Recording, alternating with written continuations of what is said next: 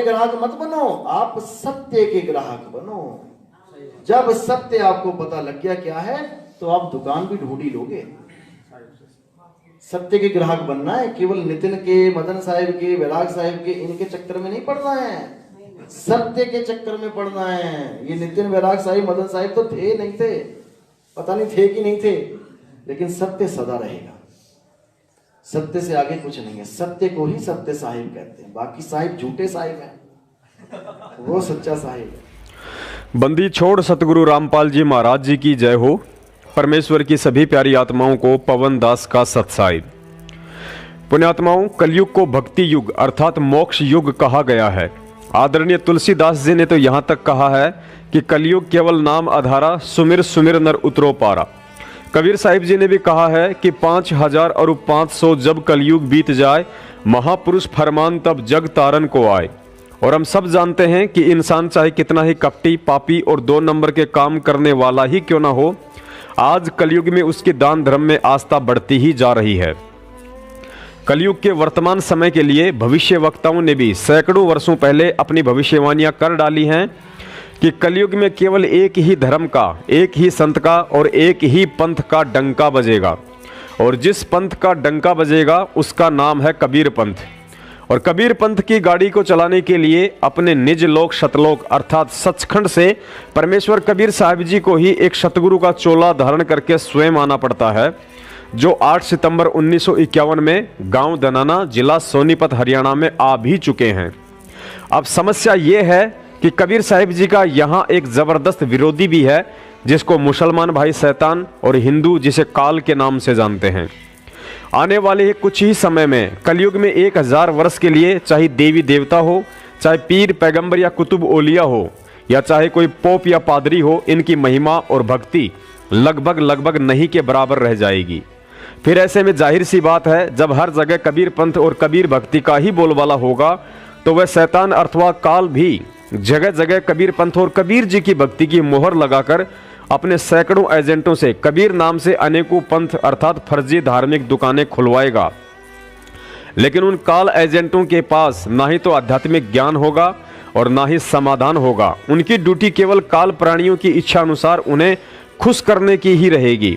मतलब काल की कबीर पंथ वाली दुकानों पर ज्ञान और भक्ति के नाम पर केवल अटबट और उआबाई होगी, और ना ही कोई विशेष मर्यादाएं होंगी, और ना ही वे मंत्र, रमेणी और 5 यज्ञ होंगे जिन्हें करके धर्मदास जी, नानक साहिब जी, दादू जी आदि महान आत्माओं का उद्धार हुआ। क्योंकि उन एजेंटों को यह भय रहेगा कि यदि मैंने कुछ कठोर भक्ति नियम बना दिए तो एक एक करके जीव मेरे जाल से निकल ना जाएं।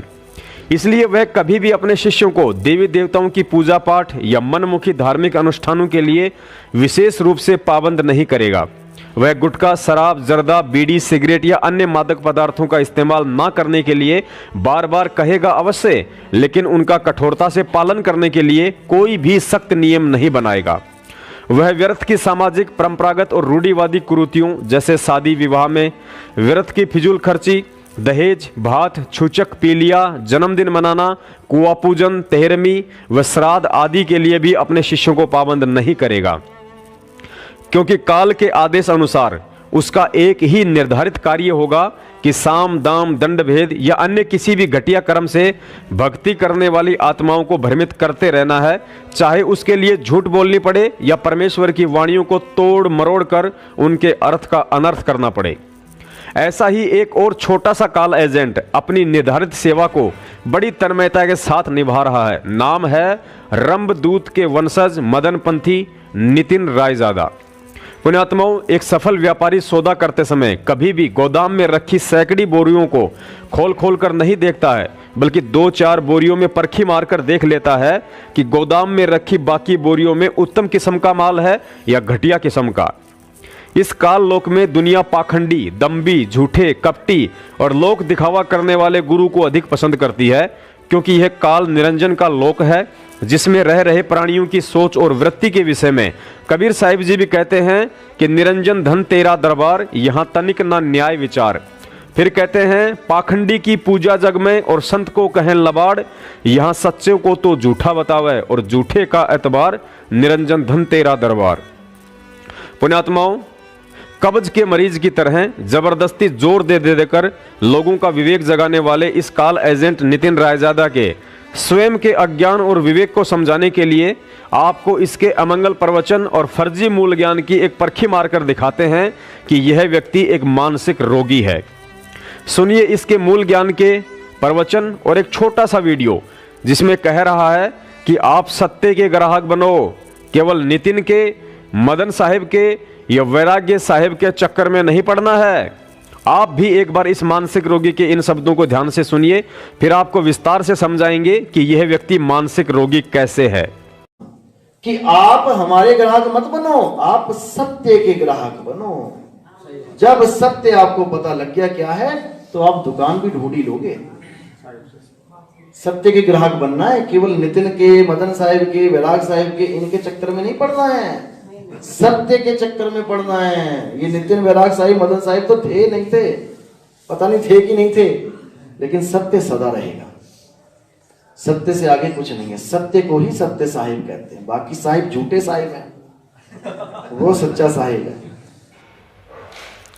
पुण्यात्माओं, अध्यात्म के प्रणेता स्वयं कबीर साहिब जी हैं। उनके अलावा इस काल लोक में तत्व ज्ञान अर्थात मूल ज्ञान के विषय में कोई भी व्यक्ति एक शब्द भी खोलने में सक्षम नहीं है।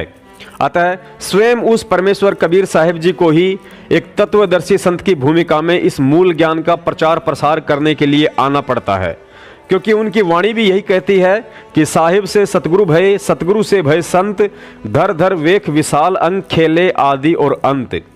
और यह भी सर्व धर्म शास्त्रों से प्रमाणित हो चुका है कि वही कबीर परमेश्वर 650 साल के बाद एक बार पुनः आज एक भगत, सतगुरु और संत की भूमिका करते हुए सतगुरु रामपाल जी महाराज जी के रूप में हम सबके समकालीन हैं, अर्थात आज पृथ्वी पर सतगुरु रूप में हमारे सामने हैं। और मैं पवन दास उनका शिष्य होकर यदि कहीं भी खड़ा होकर या किसी सत्संग में संगत के सामने यह शब्द उच्चारित करूं कि भक्तों, आपने सत्य का ग्राहक बनना है, आप लोगों ने किसी पवन दास के, संत रामपाल जी महाराज जी के या कबीर साहिब जी के चक्करों में नहीं पड़ना है, आपने केवल सत्य को पकड़ना है, तो पुण्यात्माओं, मेरे से बड़ा नीच, कमीना, मंदबुद्धि, अज्ञानी और मानसिक रोगी शायद ही कोई हो। क्योंकि विचार करें, यदि मैं कबीर पंथी हूं तो जाहिर सी बात है कि कबीर पंथ में यह अनमोल सत्य ज्ञान उस परमात्मा सत कबीर का है, और काल लोक में इस सत्य ज्ञान को उसी सत कबीर ने संत रामपाल जी महाराज जी का चोला ओढ़कर एक सतगुरु की भूमिका में मुझ पवन दास को अपनी शरण में लेकर परिचित करवाया। और यदि फिर भी मैं संगत को कहूं कि आपने सत्य का ग्राहक बनना है, आपने किसी पवन के चक्कर में, कबीर साहिब के चक्कर में और संत रामपाल जी महाराज जी के चक्कर में नहीं पड़ना है, तो पुण्यात्माओं, दास ऊपर बोल चुका है कि मेरे से बड़ा नीच, कमीना, मंदबुद्धि, अज्ञानी और मानसिक रोगी शायद ही कोई हो। क्योंकि ऐसा बोलने वाले के भेजे में इतना भी ज्ञान और विवेक नहीं है कि दुनिया में यह सत्य ज्ञान किसी इंसान की उपज नहीं, बल्कि स्वयं उस कबीर परमात्मा और उसी के दूसरे रूप सतगुरु देव जी की है। तो भला कोई थोड़ा बहुत भी विवेकी या आध्यात्मिक ज्ञान से परिचित व्यक्ति अपने पंथ के प्रवर्तक और वर्तमान गुरु के विषय में कैसे ये घटिया शब्द निकाल सकता है कि आपने मदन साहिब के या वैराग्य साहिब के चक्कर में नहीं पड़ना है, जबकि उस मंदबुद्धि प्राणी को यह पता होना चाहिए कि यदि मदन पंथ कबीर साहिब जी का पंथ है तो भला मदन पति और वैराग्य पति के बिना यह ज्ञान और सच्चाई कैसे आज यहां तक आ पाई।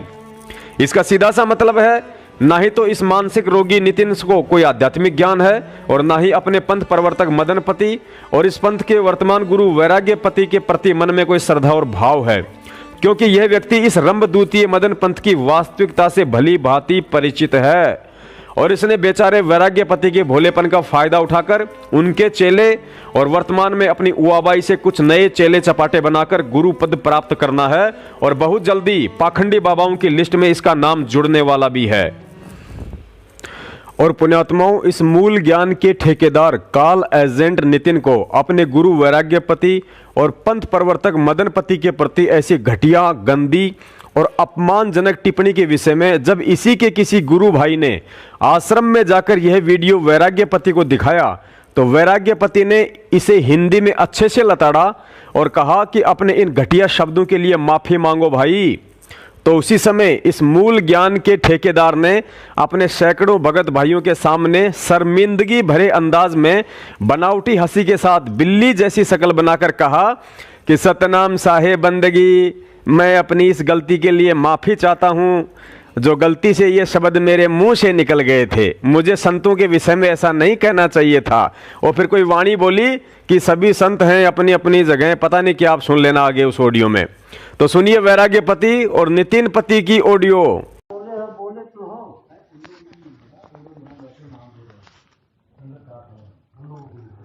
माधव माने पूरा साधुओं को यहाँ आते हैं, खा के चले जाते हैं।